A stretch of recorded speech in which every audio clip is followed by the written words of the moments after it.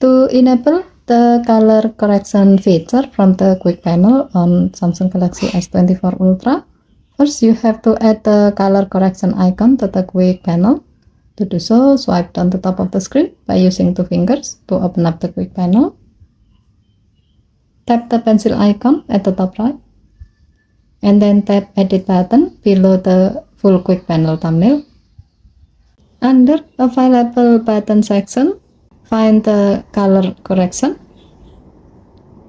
and then tap it to add to your quick panel. Tap done button to save the change. Once done, open the quick panel by swiping down the top of the screen by using two fingers.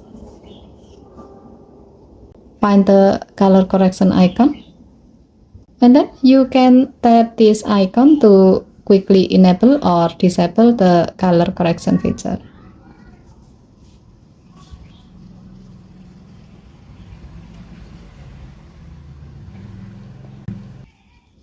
When color correction feature is on, your phone will correct some colors to help you see things on your screen clearer based on your current setting of the color correction.